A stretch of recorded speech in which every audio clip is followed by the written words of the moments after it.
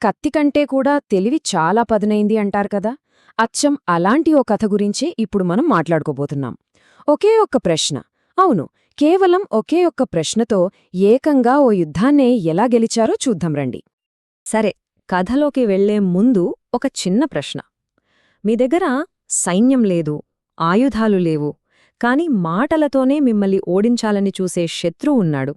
మరి అలాంటి వాళ్లని ఎలా ఎదుర్కోవాలి, ఎలా ఓడించాలి? మన కథ మొత్తం కూడా సరిగ్గా ఇదే ప్రశ్న చుట్టూ తిరుగుతుందన్నమాట. సరే, ఇక కథలోకి వెళ్ళిపోదాం. మొదటి అంకం ఒక గూఢచారి చెప్పిన జోస్యం.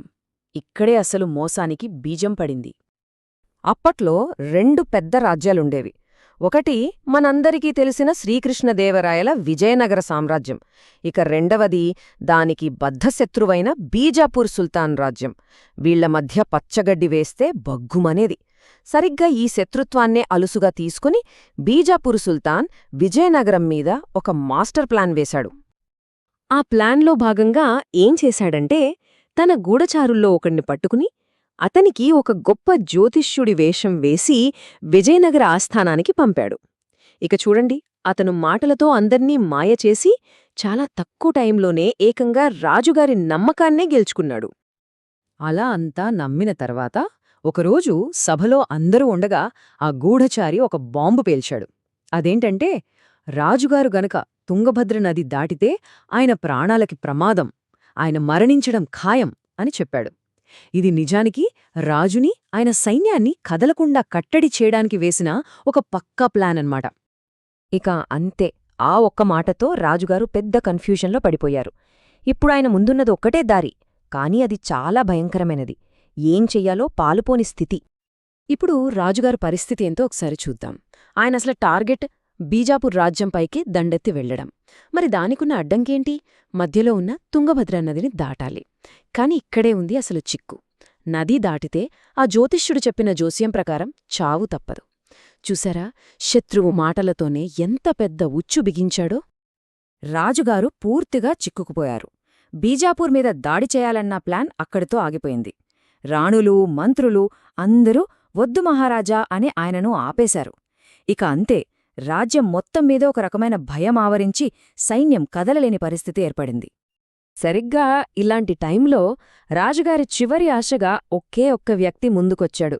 ఆయనే తెనాలి రామకృష్ణుడు. ఒక కట్టుకథని తన తెలివితో ఆయన ఎలా ఎదుర్కొన్నాడో చూద్దాం.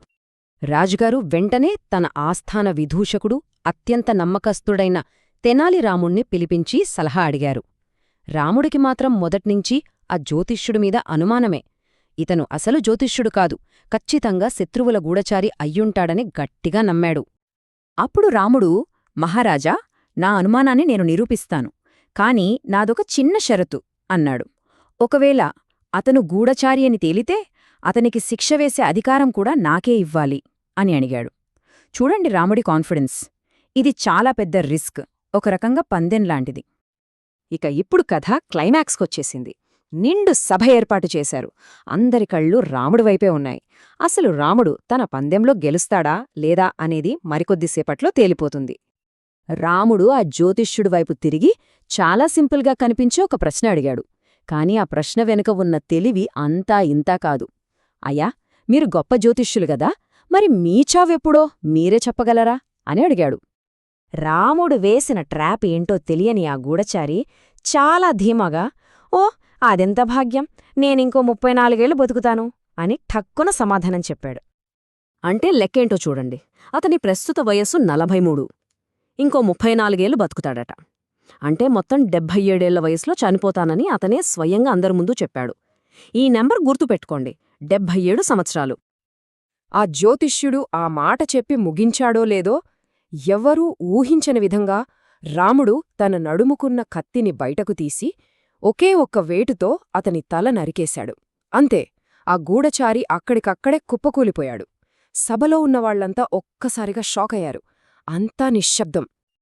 ఇప్పుడు చూడండి అసలు పాయింట్. ఆ జ్యోతిష్యుడు చెప్పిన జోస్యం అబద్ధమని అక్కడికక్కడే తేలిపోయింది. ఎందుకంటే అతను చెప్పింది నిజమైతే ఇంకో 34 బతకాలి. కాని ఇప్పుడే చనిపోయాడు. తన చావు గురించే తప్పుగా చెప్పినవాడు ఇక రాజుగారి చావు గురించి చెప్పింది ఎలా నిజమవుతుంది? ఇదే రాముడి లాజిక్. ఎంత సింపుల్, కాని ఎంత పవర్ఫుల్ కదా! రాముడి తెలివైన, సాహసోపేతమైన చర్యతో కథ దాదాపు ముగింపుకు వచ్చింది. మరి ఆ తర్వాత ఏం జరిగిందో చూద్దాం. విజయం ఎలా వరించింది, రాముడి చర్య ఎలా సరైందని నిరూపించబడింది అనే విషయాలు తెలుసుకుందాం. వెంటనే సైనికులు ఆ చనిపోయిన గూఢచారి శరీరాన్ని తనిఖీ చేశారు. అప్పుడు దొరికాయి అస్సలాధారాలు. అతను శత్రురాజ్యానికి చెందిన గూఢచారి అని నిరూపించే ఎన్నో రహస్య పత్రాలు దొరికాయి. దీంతో రాముడి అనుమానం 100% నిజమని తేలిపోయింది. ఒక్క నిజం బయటపడటంతో ఆ తర్వాత అంతా చకచకా జరిగిపోయింది. చూడండి, గూఢచారి మోసం బయటపడింది కదా! దాంతో రాజుగారిలో ఉన్న భయం పోయింది. ఇంకేముంది, సైన్యానికి ఆదేశాలిచ్చారు. వాళ్లు తుంగభద్ర నదిని దాటారు, బీజాపూర్తో జరిగిన యుద్ధంలో ఘన విజయం సాధించారు. ఇక చివరగా ఇంతకీ కారణమైన మన తెనాలి రాముడికి రాజుగారు గొప్ప బహుమతులిచ్చి సత్కరించారు. సరే, కథ అయితే సుఖాంతమైంది. కాని వెళ్లే ముందు ఒక చిన్న ప్రశ్న. తెనాలి రాముడు చేసింది ఒక అద్భుతమైన వ్యూహమంటారా, లేక అది ఒక రకమైన క్రూరమైన న్యాయమంటారా? దీనికి సమాధానం మీరే ఆలోచించుకోవాలి.